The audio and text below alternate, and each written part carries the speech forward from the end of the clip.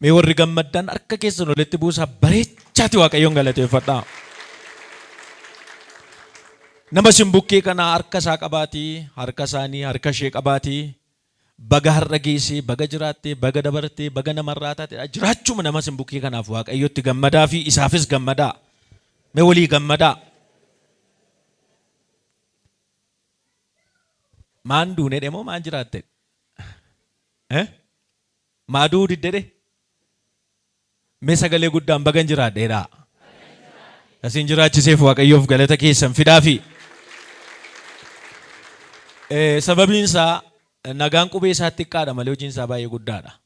Waaqayyoo nagaan baasee nuun galchine ta'e obboloota koo wanti jireenya keenya gaadu lakkoofsan qabu. Waaqayyoo waan gara keenya ta'eef garuu guyyaadhaa gara guyyaatti mo'ichi mana keenyaaf ta'e. Ameen. Kanaaf isa galateeffachuun hojii keenya isa jalqabaati waan ta'eef kanaaf Waaqayyoon galateeffachuutti hin laafina. Yeroon keenya yoo xiqqoo deemeyyuu daqiiqaa 30-35 waan hin caallee amma yeroon nuu kennate dubbannarraa kana fee dubbanneen finnu sagaleen har'a jalqabu kana yeroo biraa walii wajjiniin ilaaluu dandeenya. Kutaa nu har'a irraa barannu wangeelaa ergaa gara warra gara Tiitootti barreeffamee ergaa gara Tiitootti Phaawulos barreesse jechuudha.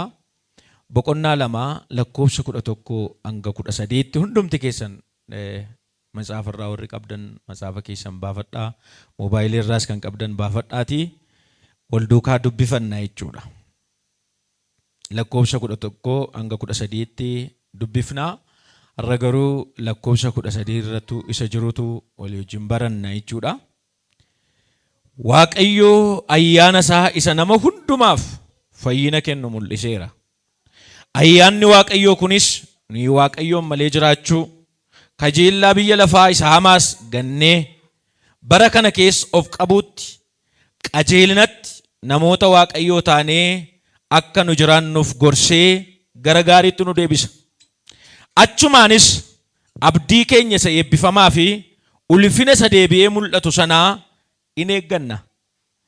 Inni mul'achuuf jiru sunis Yesuus Kiristoos inni Waaqayyoo keenya isa guddichaa fayyisaa keenyas. Ameen jedhaa. Mata duree akka jedhu irratti walii wajjin ilaalla. Abdii keenya isa eebbifamaa. Mata duree jedhu irrattitu walii wajjin ilaalla. Ergaa kana kan barreesse akkuma jalqaba haasa'uu yaalee Phaawulos barreesse. Namoonni tokko tokko ergaa kana gaafa barreesse erga mana hidhaatii ba'ee booddee hidhata isaatii wajjin wal argee ergaa kana erga mana hidhaatii ba'ee booddee Tiitoodhaaf barreesse kan jedhan yaada ni kaa'u. Ergicha kan barreesse Tiitoodhaaf barreesse bara 63 hanga 65 gidduutti ergaa barreeffamee xumurame jedhanii yaada kaa'u dhaloota Kiristoosiin booda jechuudha. Ergaansaa yaadi isaa yookaan ergaansaa qabiyyeen ergaa Tiitoo kun waliigala isaa yoo ilaalle of eeggannoo waldaa Qaraaxes jedhamuu fi godhamuu qabu. Waldaa sanaaf of eeggannoo Tiitoon gochuufii qabu yookaan waldattiidhaaf geggeessitoota jireenyaa fi amalaa hojichaaf barbaachisan qaban muuduu irratti of eeggannoo akka inni godhuufitu ergaa kana barreessee fi Tiitoon Phaawulosiif hidhata hojii isaa turedha. Seenaan gaafa ilaallu yeroo Phaawulos ergaa kana Tiitoof barreesse egaa umuriin Tiitoo gara dargaggeessaatiidha ni yaada kaa'u. Tiitoositti dhugaa ba'ee kan gooftaatti akka nama nu godhee Phaawulos sababa kanaatiif hafuurattis kan guddise Phaawulosidha seenaansaa. Haa ta'u garuu hidhata hojii isaa waan ta'eef ilma koo hafuuraas yeroo inni jedhee itti waamu qabaa.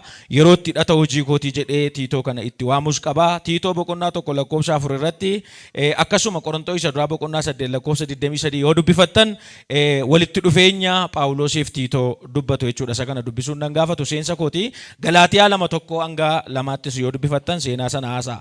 Tiitoon hojii inni irratti hojjechaa ture hiyyeessota waldaa Qorontos keessa jiran gargaaruu irratti Phaawulos rimiddii kenneefii ture. Gara waldaa Qorontos dhaqee hiyyeessota gargaaruu irratti nama hojjechaa turedha. Qorontos isa 2 boqonnaa 8:6 8:16 hanga 18 9:5 12 18 Qorontoos isa lammaffaarraa yaada kana argachuu dandeessu. Egaa waldaa Qaaraaxes keessattis immoo akka inni maanguddoota muuduu fi aaboo utuu inni kennuufitu agarra. Phaawulos Tiitoo 1:5 irratti sababii ani Qaaraaxes biyya bishaan keessaattis hambisee fi wanta toora hin qabatin akka toora qabsiiftuu fi mandarumaa mandaratti akkuma ani si argisiisetti jaarsolii hojii waldaa geggeessuu irratti akka dhaabduuf ture. Yeroo sana waldaan kiristiyaanaa biyya kana keessa lakkoofsaan hedduudha kan turanii, haa ta'u garuu sirni bulchiinsa isaanii badaa ture. Namoonni yeroo sana waldaa kiristiyaanaa sana bulchaa turanii nama macaafa qulqulluudhaan jireenyi isaanii hin deeggaramne ture. Kanaaf Phaawulos irra deebi'ee waldaa sanaaf geggeessitoota akka inni muuduuf erga jechuudha. Yeroo sana mana Waaqayyoo badee ture. Bulchiinsi mana Waaqayyoo keessaa gaafa badee jedhu sabni sun karaarraa waan kaachaa jiruu fi namoota inni filuun isarra jiraatu, namoota hojii sanaaf ta'u akka ta'uufitu iddoo sana keessatti akka isa dhiisetu Phaawulos haasa'a. Ergaa kana yommuu Phaawulos barreesse Tiitoon biyya sana keessa jira jechuudha. Biyya bishaan gidduu kana keessa jira. Haa ta'u malee Tiitoon barsiisaa fi lallaba Phaawulosiin gara gooftaatti dhufu hafuuraan Phaawulos guddisuusaa akkasuma lammii Giriik ta'uu isaarraa kan hafee seenaan waa'ee Tiitoo haasa'u macaafa qulqulluu keenya keessa hin jiru. Haa ta'u garuu gabaabaadhumatti seenaa isaa kana yoo keenya dabarree ergaa Phaawulos Tiitoo barreesse kun boqonnaa 3 qaba. Boqonnaa 3 qaba. Ergaan kuni boqonnaa 3 lakkoofsa 46 of keessaa qaba. Macaafa kana bakka 3tti qoodaniitu ilaalu. Warri kaan bakka 7tti qoodu, warri kaan bakka 6tti qoodu, angaruu bakka 3tti qoodeen isinitti meen darba akkuma isinii galuuf jechuudha. Macaafa kana bakka 3tti gaafa boqonnaa tokko qajeelchaa fi waa'ee bulchiinsa waldaa amantootaaf kenname sanatu itti hima. Akkamittiin akka inni geggeessitoota filuun isarra jiraatu, geggeessitoota akkamiitu immoo waldaa sana bulchuun akka isaan irra jiraatu, amala akkamii namoota qaban, hawaasa keessatti maal fakkaachuun akka isaan irra jiraatu, bifa inni ittiin geggeessitoota muudu yookaan geggeessitoota yeroo sana akkaataa inni ittiin filutu qajeelfama kennaaf. Boqonnaa 2 isaan manuu irratti xiyyeeffannu ta'ee boqonnaan 2 wanti inni of keessatti qabu waa'ee barsiisa amantii gaariidhaaf hojii gaarii dubbata. Barsiisa amantii gaariif waa'ee hojii gaarii jara sanaa dubbata. Boqonnaan 3 hojii gaarii hojjechuudhaaf karaa fayyinaa Waaqayyo qopheessetu haasa'a jechuudha. Egaa kutaa nuti har'a irratti walii wajjiniin ilaallu xiyyeeffannu boqonnaa 2 lakkoofsa 13 akkuma isiniin jedhee kutaa nu irratti xiyyeeffannuudha. Gara lakkoofsa 11tii kaanee gaafa yaada isaa ilaallu garuu ergaan isaa waan wal qabatuu fi yaada isaa gara sanaa walitti fideeni isin agarsiisu yaada. Lakkoofsa 11 irratti kan inni haasa'u Waaqayyo ayyaana isaa isa nama hundumaaf fayyina kennuu mul'iseera jedha. Kutaan kun boqonnaa 11 lakkoofsa 11 hanga boqonnaa 3tti isa mul'ate ayyaanicha Yesuus Kiristoosii fi isa deebi'ee dhufu abdii keenya isa eebbifamaa Yesuus Kiristoosinitu haasa'a. Inni mul'ate kun maaliif akka mul'ate erga haasa'ee booddee inni deebi'ee dhufu Yesuus Kiristoos immoo maaliif akka inni deebi'ee dhufutu Phaawulos namoota kana karaa Tiitoo isaan yaadachiisuu barbaada jechuudha. Boqonnaa 2 lakkoofsa 11 irratti Waaqayyo ayyaana isaa nama hundumaaf fayyina kennu mul'iseera jedha. Ayyaanni nu mul'ate sunis immoo Yesuus Kiristoos akka ta'e Yohaannis boqonnaa 1 lakkoofsa 14 gaafa dubbifattan sagalichi nama foonii ta'ee nu gidduu buufate ulfina isaaf ayyaana isaa dhugaadhaan immoo guutuus ta'ee argineedha. Ulfinni isaa inni tokkichi abbaa isaa irraa argatu ture jedha. Sagalichi inni nu gidduu buufate sun nama ta'ee nu gidduu buufate, sagalichi immoo ayyaanaaf ulfinaan nu gidduu buufate dheetu isa dhufe ayyaanicha Yesuus Kiristoosiin akka ta'e Yohaannis boqonnaan 1 lakkoofsa 14 irratti waa'ee Yesuus Kiristoositu ibsa. Iddoo kanatti immoo Phaawulos ayyaana isa nuu mul'ifame jedheetu haasa'a. Ayyaanni anaaf isinii mul'ifame namatti nu dabale ilma Waaqayyo Yesuus Kiristoos. Ameen. Warra toora keessa hin jirre tooratti kan nu fide, warra bifa hin qabne bifa kan nutti godhe, iddoo kan nutti godhe, jireenya keenya kan jijjiire ayyaanicha. Kanaaf waa'ee ayyaanichaa erga yaadachiisee booddee waa'ee ayyaana isa nama hundumaaf fayyinaa mul'ate sana erga dubbate nama hundumaaf kan jedhu olaantummaa ayyaanni Waaqayyoo qabu yookaan olaantummaa ilmi Waaqayyoo Yesuus Kiristoos qabutu agarsiisa. Guddummaa isaa, jabina isaa kana duwwaatu hin ta'in ayyaanni kun nama hundumaa hawwatee qajeelummaatti fiduuf humna inni akka inni qabu erga hime booddee lakkoofsa ayyaanni kun araaraaf jaalala Waaqayyoo isa cubbamootaaf dhufe qajeelota taasisuudha jedha. Maqaan Waaqayyoo eebbifamu. ayyaanni mul'ate kun cubbamaa fuudhee isa kam godhu isa qajeelaa godhuudha cubbamaa fuudhee isa qulqulluu godhuudha jedhee waa'ee dhufaatii Yesuus Kiristoos isa inni dhalatee erga agarsiisee booddee Roomee 5:10 itti dhaqaa dubbifadha yeroo kootti fayyadamuuf jecha nan darba kanar ayyaanichi amala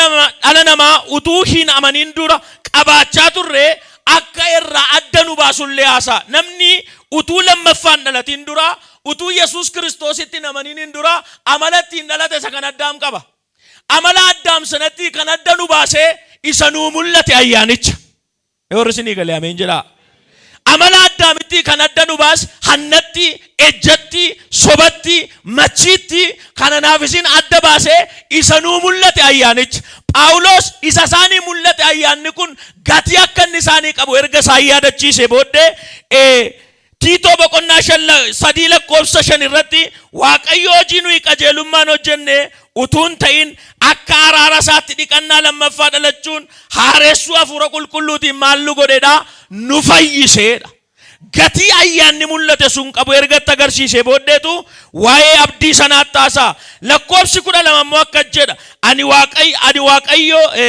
ayyaanni waaqayyo kunis nuyi waaqayyoon malee jiraachuu qajeellaa biyya lafaa saamaas gannee bara kana of qabuut qajeelinatti namoota waaqayyoo taanee jiraachuuf gorsee gara gaariitti nu geessaa'edha waaqayyoon malee jiraachuu kan jedhu kun akka yaada fooniitti jiraachuu jechuudha utuu ayyaanni kun nu mul'atin hin dura namni waanuma isatti dhagaame jiraata keessi isaa ejji yoo godhe ejjaa hati yoo godhe hinata utuu ayyaanni mul'atiniif dura namni akka foonni isaa isa godhe ta'ee jiraata erga ayyaanichi nu mul'ate garuu ayyaanichi gorsee gara maaliitti nu geesseeradha gara qajeelummaatti nu fideera maqaan waaqayyoo eebbifamu warra ayyaanicha qabdan harka keessan walitti buusaa waaqayyoon galateeffadhaa kanaaf gaa bara kana keessa kan inni jedhu immoo bara isa dhumaa agarsiisa lakkoofsa 12 keessa bara kana keessa bara dhumaa isa nu amma keessa jirru tiksoota isaa bira darbaa boqonnaa lakkoofsa 13 darbee ergaa kwarraa daddafee haasa'uu yaala hamma naan danda'ame akka jedhu achumaanis dhagaa ayyaanni kun inni fayyinaaf nu mul'ate kun inni qajeelinaan nu mul'ate kun nu mul'atee maafa duwwaa miti nu fayyisee machumaan hafa miti qajeelota nu godhee achumaan hafas miti jedheetu lakkoofsa 13 irratti achumaanis ayyaanichi abdii keenya isa eebbifamaa ulfina deebi'ee mul'atu sanaa hin eegganneedha ameen jedha namni Yesuus Kiristoosin kan inni ittiin eeggatu ayyaanicha isa karaa Yesuusin fudhate akka ta'e ibsaaf jechuudha egaa namoonni biyya lafaa kanarra jiran abdii kooti jedhanii waan ijarra kaatan waan danuu qabaachuu danda'a inni kaanii qabeenya isaa inni kaanii beekumsa isaa inni kaan maatii isaa firoota isaa mootota biyya bulchan na gargaaru jedhee waan abdatu lakkoofsaan hedduu qabaachuu danda'a garuu wanti nuyi waaqaa gaditti abdan yookaan Kiristoosii alatti abdii keenya inni wanti nuyi ijarra kaannu sun abdii dhugaanuu ta'uu hin danda'an wanti biyya lafaa kanarra jiru kamillee Kiristoosii gaditti nuuf abdii dhugaa ta'uu hin danda'an abdiin dhugaan kiristiyaanotaaf deebi'ee dhufu Yesuus Kiristoos mee warri isinii galee ameen jedha deebi'ee dhufu Yesuus Kiristoos kiristiyaanotaaf abdii isa dhugaadha wanti biyya lafaa kanarraa abdannu baay'ee yoo jiraateyyuu galmaan nu ga'uu hin danda'an abdii keenya isa dhumaa ta'uu hin danda'an abdii keenya isa nu eeggannu sana ta'uu hin danda'an abdii keenya isa darbee jiraatu sana ta'uu hin danda'an waan waggaa 70 waan waggaa 60 waan waggaa 50 nu ta'uu danda'u du'a garasitti darbanii garuu abdii nu ta'uu hin danda'an kiristiyaanotaaf garuu ammattis ta'e deebi'ee isa dhufuttis yoo ta'e ammastis yoo ta'e du'a garasittis yoo ta'e abdiin keenya inni jiraataan deebi'ee dhufu ilma waaqayyoo Yesuus ameen mee warra simbukkeetiin harka isaa qabaa harka ishee qabaa abdiin keedhaanii deebi'ee dhufu Yesuus Kiristoos jedhaanii egaa abdiiwwan waaqayyo amantootaaf kenne keessaa abdiiwwan jiraatoo kan barabaraan amantoota wajjin afanii jiraatan macaafa qulqulluu keenya keessa abdiiwwan gurguddoo 4 jira kiristaanota wajjin hafanii kan jiraatan yoomiyyuu kiristaanotarraa adda ba'uu kan hin dandeenye kiristaanota beezii isaanii kan ta'an kiristaanota biyya lafaa kana keessatti kan jabeessan kiristaanonni ilaalanii kan faarfatan kiristaanonni ilaalanii rakkina kan obsan macaafa qulqulluu keenya keessa abdii gurguddaa afurtu jira. Inni tokkoffaan abdii diinota keenya irratti ijaaba'uuti. Gooftaan keenya Yesuus Kiristoos gaafa dhufu innamma nu miidhu kun innamma nu rakkisu kun innamma nu boosisu kun miilla keenya jala aana. Mee ameen jedhaa. Gaaf tokko Yesuus Kiristoos diina keenya satee seexan irratti moo'icha nuu kenna. Kun abdii kiristaanotaati. Ammaaf nu jeequu danda'a, ammaaf nu rakkisuu danda'a, ammaaf nu boosisuu danda'a, ammaaf nu danquu danda'a. Gaaf tokko garuu Waaqayyo miilla keenya jala sagalcha. Akka jedhe ergamootaan seexanni akka bakakkaatu inni waaqarraa gad darbatamu argeera inni miilla keessan jala galeera. Ameen jedhaa. Gaaf tokko Waaqayyo waan amma nu rakkise kana irratti moo'icha nuu kenna. Yeroo barbadeeffaman yeroo itti seexanoonni gubatan jiru yeroo isaanitti dabarfamanii abidda bara baraatti dabarfaman gonkumaa yeroo isaanitti nu rakkisuu hin dandeenye. Isa kana abdii kana fuula keenya dura kaa'eera Waaqayyo. Kiristaanonni yoo lolameyyuu yoo dhiphateyyuu abdii kana laalaa jajjabaata. Gaaf tokko Waaqayyo sirratti moo'icha naa kenna. Gaaf tokko Waaqayyo miilla koo jala si kaa'a. Gaaf tokko Waaqayyo ammayyuu miilla keenya jala jira. Raawwatee garuu yeroo itti miilla keenya jala galu jira. Inni lammaffaan abdiin kiristaanonni ittiin jajjabaatan abdii hafuura qulqulluutiin guutamuuti. Kiristaanotaaf inni kun bara amma keessa jirru kana keessa namni hafuura qulqulluun guutamuurra raajiin guutamuu barbaada. Waa'ee manaatiin guutamee waa'ee manaa faarfataa galuu barbaada. Abdiin kiristaanotaa garuu inni lammaffaanii hafuura qulqulluun guutamuudha. Namni guyya guyyaan hafuura qulqulluun guutamaa hin adeemu taanaan faarfannaansaa, lallabnisaa, kadhannaansaa humna dhabaa deema. Sababiinsaa yaada Waaqayyoo isa dhugaatti kan nu geessuu danda'u hafuura Waaqayyoo duwwaadha. Kanaaf kiristaanonni yeroo hundumaa kan isaan ittiin guutamaa deddeebi'an kan isaan yeroo hundumaa ittiin guutamaa jiraatan hafuura qulqulluudha. Inni kun abdii Waaqayyo abbaan isaanii kenneedha. Abdiin kun bara baraan kiristaanotaa wajjin jiraata. Eenyu irraa fudhachuu hin danda'u. Inni sadaffaan ariifadhee ergaa kootti darbuuf waan jedhuuf abdii jireenya bara baraati. Mee akka jedhaa sagalee guddaadhaan ani jedhaa abdii jireenya bara baraan qaba jedhaa. Ameen. Amma du'uu dandeenya. Amma baduu dandeenya. Kallattii garagaraan addunyaa kana gadhiifne deemuu dandeenya. Garuu warri Yesuus Kiristoositti amannee lammaffaa dhalannee duunee achiin hafna miti. Bannee achii hafna miti. Jireenya haaraatu nu eeggata. Kanaaf kiristaanni abdii kana yaadaa faarfata. Inni arfaffaaf inni dhumaa Phaawulos kutaa kana irratti haasa'u akka jedha abdii keenya isa eebbifamaa. Haleluuyaa. Meel tokko akka jedha abdiin koo inni eebbifamaan jedha. Deebi'ee dhufu Yesuus Kiristoos jedha. Inni arfaffaan kiristaanotaaf abdiin dhugaaf inni sirriin deebi'ee dhufu Yesuus Kiristoos. Inni kun kiristaanotaaf abdii isa eebbifamaadha. Abdii isa eebbifamaadha. Yeroo nuti keessa jirru kungaa yeroo kaleessaa caalaa yeroo itti waa'een deebi'ee dhufu Yesuus Kiristoos dagatame keessa jirra. Lallabamuun isaa yeroo nuti hin tolle, faarfatamuun isaa yeroo nuti hin tolle, baay'ee yeroo itti waa'een deebi'ee dhufu Yesuus Kiristoos nama hundumaa hin kakaasne, hirriba namatti fidu keessa jirra. Garuu kiristaanotaaf abdiin inni dhugaaf inni sirriin deebi'ee dhufu Yesuus Kiristoos. Gara gadiitti nanaasaa Yesuus Kiristoos gaafa dhufu maaliif akka godhu? Iji dhalootaa waan darbuuf isa lafa kanarraa nuuf garuu abdiin keenya inni dhugaan deebi'ee dhufu Yesuus Kiristoos. Obboloota koo wanti biyya lafaa kanarraa amma nu rakkisu kun hundinuu hin darba. Hin darba. Wanti biyya lafaa kanarraa hin dabarre hin jiru. Ulfinni hin darba, taayitaan hin darba, qabeenyi hin darba, humni hin darba. Wanti nuyi amma biyya lafaa kanarraa ilaalleetti mataa dhukkubni kun hundinuu hin darba. Kan hin dabarre, kan eenyuyyuu nu jalaa fudhachuu hin dandeenye garuu isa Yesuus Kiristoos gaafa deebi'ee dhufutti nu galchuudha. Kanaaf kiristaanaaf wanti lafa kanarraa abdii isaa miti. Yeroodhaaf keessa jiraata. Darabaadha nuuf biyyi lafaa. Karaa deemtoota nuyi biyya lafaa kanaaf. Nuu ta'uu danda'a, nuu ta'uu dhiisuu danda'a. Nuu mijachuu danda'a, nuu mijachuu dhiisuu danda'a. Isa caaluu qabna nuyi. Warri isinii galee ameen jedha. Mee sagalee guddaan ani isa caaluun qaba jedha. Gaafan akka jedhu hojjechuu dhiifnee rafnaa miti. Nagaduu dhiifnaa miti. Barachuu dhiifnaa miti. Garuu inni lafaa kun kan yerooti. Sagaleen Waaqayyoo jireenyi inni lafaa kun isa sobaati jedha. Nuyi jireenya dhugaa kan nuyi jiraannu gaafa ilmi Waaqayyoo Yesuus Kiristoos deebi'ee dhufuudha. Gaafa inni deebi'ee dhufu gammachuu dhugaatti dabarra. Nagaa dhugaatti dabarra. Boqonnaa dhugaatti dabarra. Biyyi lafaa boqonnaa dhugaa nuu kennuu hin danda'u. Nagaa dhugaa nuu kennuu hin danda'u biyyi lafaa. Yeroo dhuuf nu ta'uu danda'a. Yeroof nu gammachiisuu danda'a. Garuu fiixaan ba'uu hin danda'u. Irra deebi'een jedha nama nagaa jiruuf siif abdiin inni dhugaan deebi'ee dhufu Yesuus Kiristoos. Baay'een kiristiyaanotaa bara keenyaa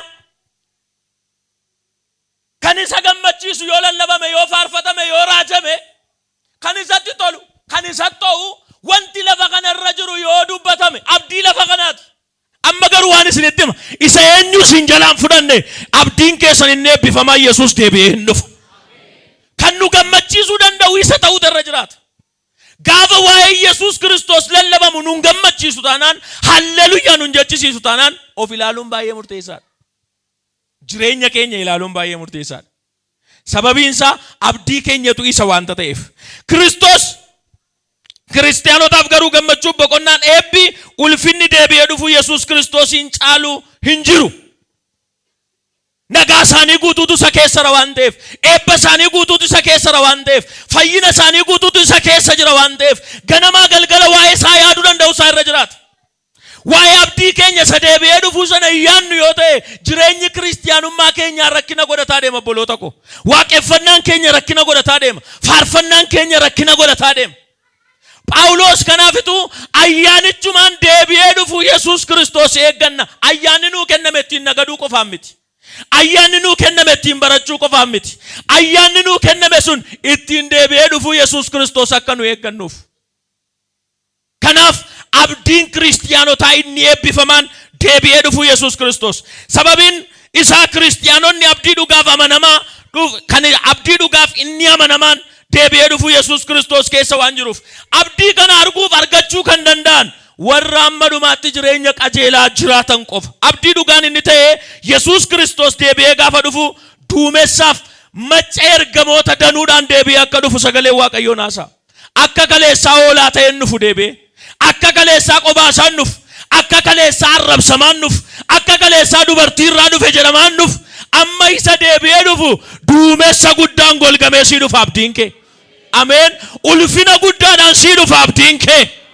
Haleluuyaa. Utuu nan margu iseedhaan darbu isheen hin jijjiiramtu utuu jedhaniitu utuma warri kaan ta'anii quba sitti qabanii gaafa abdiin kee dhufu atiin geeddaramtaan jedhan. Mee ameen jedhaa. Abdiin koo naa dhufeedha. Nu dhufa Yesuus Kiristoos. Sagaleen Waaqayyoo duumessaan deebi'ee dhufeedha. Qophaa dhufa miti. Ulfinaan dhufa gaafa dhufu deebi'ee. Nu fudhachuu kabajaan dhufa. Kaleessa tuffatamee, reebamee, ajjeefame amma akka kaleessaatti dhufu sababiin isaa ijaasii ba'uu dhufa waan ta'eef. Isa si rakkise sana rakkisuu dhufa waan ta'eef. Isa si miidhaa turetti si faraduu dhufa waan ta'eef Yesuus Kiristoos gaafa dhufu ulfinaan dhufa. Macaafni qulqulluun keenya kakuu haaraa gaafa dubbifannu waa'ee deebi'ee dhufu Yesuus Kiristoos si'a 300 olitu haasa'a. Yesuus Kiristoos deebi'ee dhufuusaa nu mirkaneessa jechuudha. Macaafni kakuu moofaa akkuma dhalachuunsaa, du'uusaa, waa'ee du'aa ka'uusaa karaa ergamootaa, karaa raajotaa nutti dubbatamaa ture. Inni raajame immoo akkuma raawwatame. Kakuu haaraan immoo du'uusaa, du'aa ka'uusaa, mirga abbaa dhaquusaa, deebi'ee dhufuusaa nutti haasa'a. Kanaaf Yesuus Kiristoos shakkii tokko malee hin dhufa. Nama simbukkee harka isaa qabaattaasaa itti adeemaattan jira. Akka jedhaani hin sodaatiin jedhaani. Jedhaatti deebi'aa hin sodaatiin jedhaani. Yesuus inuma dhufaa jedhaani. Ameen. Eenyuyyuu ittisuu hin danda'u. Bara sadhumaa keessaa warri kaan biyya Raashaa ta'u, warri kaan biyya garagaraa maqaadha chaayinaadhas kan jedhan jiru seenaa bara dhumaa keetti gaafa baratamu waan baay'ee haasa'u Yesuus Kiristoos gaafa inni deebi'ee dhufu ol isa deebifna jedhanii addunyaa kana irratti namoonni jiru jedhaman meeshaa itti Yesuusin ol deebisan hojjetataa jiru. Gaafa sana lolatti kaafna jedhanii lola maagiif maangoogii isa jedhan jechuudha. Lola sana kaafna jedhanii addunyaan qophaa'eera. Waan si ajaa'ibu garuu humni isaa humna addunyaa kanarra hin caala. Haleluuyaa. Beekumsa addunyaa kanarra beekumsi isaa hin caala. Kanaaf gaafa dhufu iyyuu qophaan dhufuun ergamoota 60 duumessaanitu mul'atamu. Inni deebi'ee dhufu Yesuus Kiristoos. Kanaaf biyyi lafaa deebi'ee dhufu Yesuus Kiristoosiin mormuudhaaf wanti seen hin goone hin jiru. Sababiin isaa inni gajjallaatti ol wajjin ilaala. Kanaaf kiristiyaanonni abdiin isaanii dhugaan deebi'ee dhufu Kiristoos. Waa'ee deebi'ee dhufu Yesuus Kiristoos irraa namoonni yaada garagaraa sadii kaa'u. Deebi'ee dhufu Yesuus Kiristoos irratti namoonni yaada garagaraa kaa'u. Ariifadheen seensa kwaasaa. Inni kaan dhufeera kan jedhan jiru. Bartee tokko dhufee deeme sichi deebi'een dhufu. Kanaaf zanaaidhaa suma irratti jiraadhaa nyaadhaa dhugaa suufii keessan uffadhaa mana gaarii ijaarradhaa boqodhaa yoo dhufes immoo biyyuma lafaa kana kan biraan jijjiiramee kan biraan dhufa malee mootummaa Waaqayyoo wanti jedhamu hin jiru sin goomsiti jarri kan jedhan jiru. Yesuus yemmuu wanti jedhamu hin jiru al tokko du'e achumaan hafee isa gaafan ka'ee jedhan immoo nama ta'e tokko kaasan waan ta'eef taammiriin akkasii hin jiru du'ee hafee hin jiru deebi'ee dhufu wanti jedhamu hin jiru bar tokko dhufeera achumarra sokkeera. Kanaaf abdiin akkasii hin jiru jedhanii kiristiyaanota kan yaaddeessan jiru. Warri kaan immoo hin dhufu kan jedhanis jiru. Hin dhufu waanumti Yesuus deebi'ee dhufu wanti jedhamu hin jiru. Hin dhumnes hin dhufus kan jedhanii yaada kana qabatanii kan socho'an jiru. Isaayyoo isinii kaasee yeroo kosok. Inni sadaffaan kiristiyaanota ganaa dhufe jedhanii warra eeggatan. Isin dhufeera warra jedhu moo hin dhufu warra jedhu moo ganaa dhufa warra jedhudha. Mee warri irratti walii galtan. Mee sagalee guddaa Yesuus hin dhufe dhaagaa. Egaa deebi'ee dhufuun abdii keenya isa eebbifamaa ragaa nuti macaafa qulqulluu keenya keessaa qabnu maayinni Yesuus Kiristoos deebi'ee waan dhufe inni ragaan macaafa qulqulluu maayinni deebi'ee dhufu abdii keenya isa eebbifamaaf ragaa guddaan waa'ee dhalachuu cubbuu ilmaan namaatiif akka du'u deebi'ee immoo du'a akka ka'u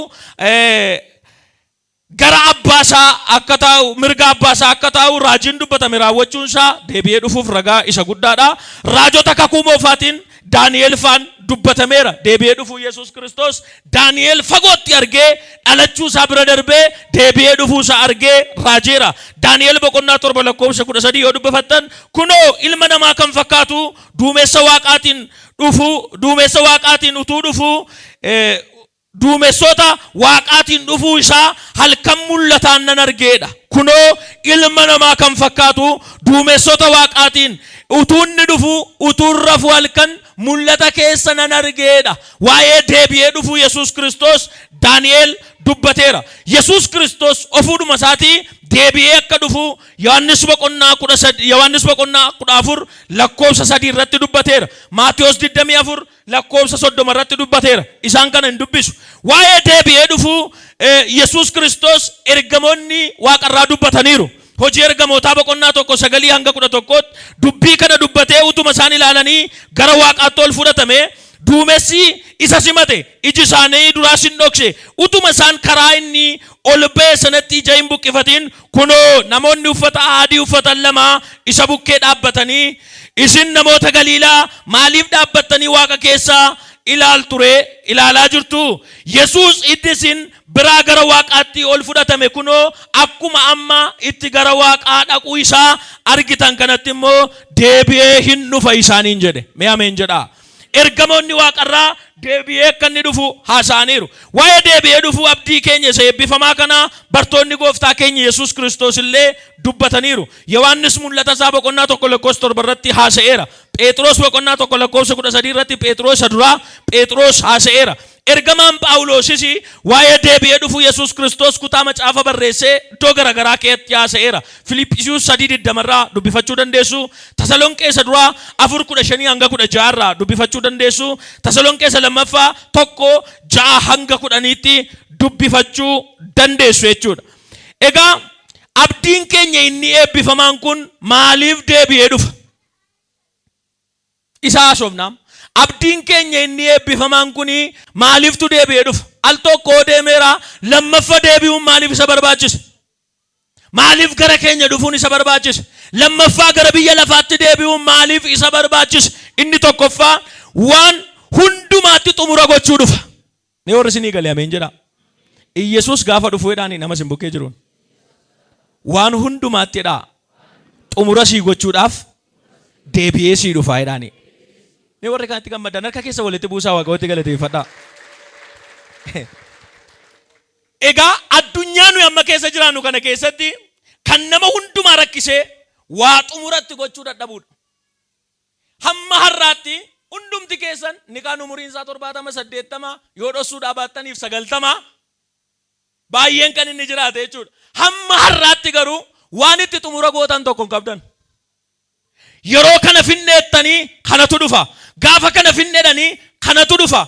Addunyaa kan rakkisaa jiru, beektota kan rakkisaa jiru, warra humna qaban kan rakkisaa jiru, warra aangoo qaban kan rakkisaa jiru, saayinsistoota kan rakkisaa jiru, addunyaa kanarraa jira namoota jedhan kan rakkisaa jiru, kiristiyaanota kan rakkisaa jiru. Maa inni wayitti xumura gochuu dadhabuudha.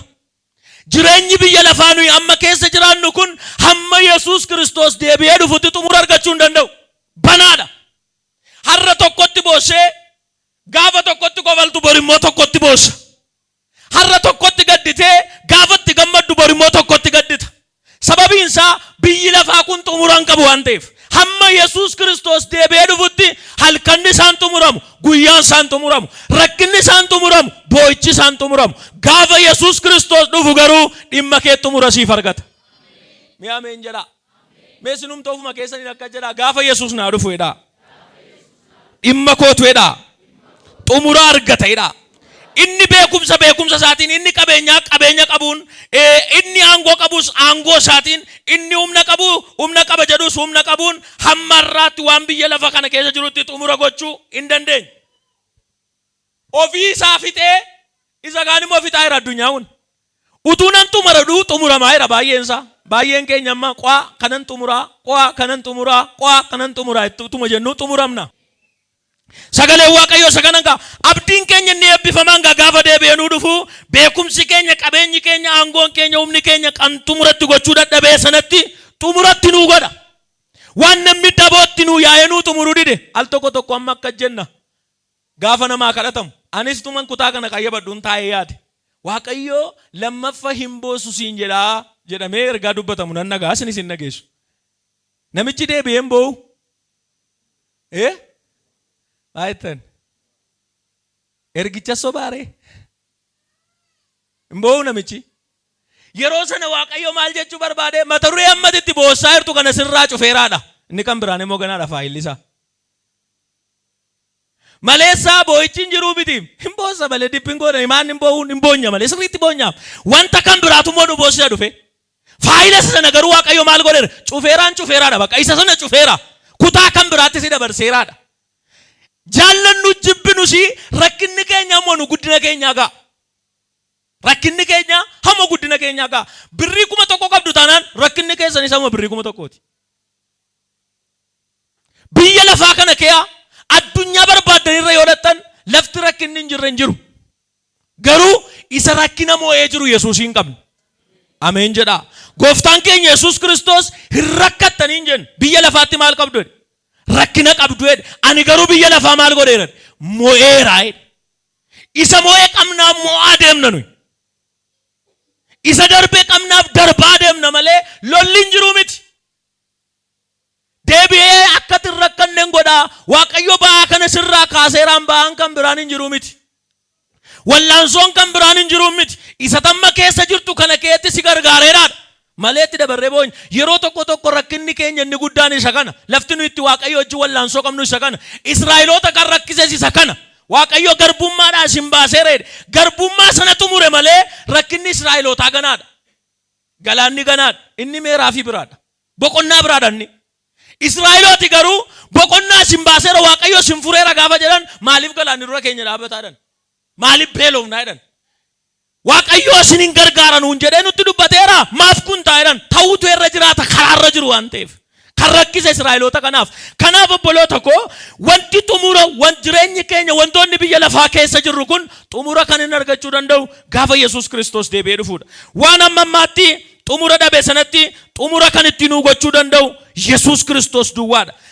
boo'icha keenya sanatti xumura kan itti nu gochuu danda'u. Akka jedha mul'ata 7:17 yoo dubbifattan namatti tola. Hoolichi teessicha dura gara gidduu jirus isaan hin tiksa. Gara burqaa bishaan jireenyaa kennuuttis isaan hin geessa. Waaqayyos imimmaan hundumaa ija isaaniitti hin haqa. Mee warri isinii galee ameen jedha. Imimmaan hundumaa maal godha? Ija isaaniitti haqa. Isa sanas isa kanas gaafa kam? Gaafa deebi'ee dhufu. Isaan tisseedha. Gara burqaa gaariitti isaan geessadha. Gaafa sana ofii keenyaaf yaadda'uun hin jiru. Kan nu yaadda'u hoolicha. Kanaaf waa'een deebi'ee dhufu Yesuus Kiristoos kan akka yaanu nu godhu isa kanaaf. Jireenya keenya kan geggeessu isa. Waan nu barbaachisu kan nu qopheessu isa. Gaafa sana Waaqayyoodha imimmaan nama hundumaa ija isaaniitti maal godhaa? Hin haqaidha. Boo'ichi keenya gaafa sana xumura argata. 21 irra dhaqaa dubbifadhaa 4. Inni imimmaan hundumaa ija isaaniitti naqa. Wanti duraa waan darbeef egaa duunni deebi'een argamu. Gadduun iyyuun waraansi si'achi hin jiruudha. Haleluuyaa. Gaafa Yesuus Kiristoos deebi'ee dhufu gaddi kee dhaabata. Gaafa Yesuus Kiristoos deebi'ee dhufu waraansichi sirraa dhaabata. Amma inni dhumnetti waraanamaa ma jiraan? Utuma kadhannu hin waraanamna. Phaawulos iyyuu waraansa kalee kootiif si'a 3 kadhadhee narraa fuudhi gaafan jedhu lakki dhiisi ayyaanni koo si gaanaan jedhee. Amma gaafa inni deebi'ee dhufutti waan baachuun nurra jiraatu numa baan. Waaqayyo ayyaana isaa nuu kenna malee. Gaafa Yesuus Kiristoos deebi'ee dhufu garuu wanta amma nu boosisu kun xumura argata. Deebi'ee nu boosisuuf carraan argatu. Deebi'ee nu rakkisuuf carraan argatu. Al tokko isa kana dhufee fi laataan jedha Iyyoobii. Raammoon sun gaafa inni isa nyaatu ammuma ammaatti carraa qabda waan ta'eef ati lafa dhattu hin qabdu hamma guyyaa Waaqayyootti nyaaddu jedheen. Guyyaa Waaqayyoo iyyuu si gataa jedheen. Ergaan sii qaba. Waan amma si biraa hafuu didee si boo'isaa jiruuf guyyaa Waaqayyoo gaafa dhufu ofiin gasi dhiisee sokka. Mee ameen jedha. Mee warri isinii galee iyyaati ameen jedha. Gaafa sanatti itti fufee si boosisuu hin danda'u. Kanaaf duunni deebi'een argamu jedhe. Rakkinni deebi'een argamu jedhe. Waraansi deebi'ee hin argamu jedhe. Gaafa Yesuus Kiristoos deebi'ee dhufu. Dhimma keenyatu xumura godhata gaafa sana. Abbaan mul'ataa gaafa dubbatu duunni inni ammaatti xumura dhabe. Addunyaa kanarraa wanti namni balleessuu yaalee balleessuu dadhabe du'a duwwaadha.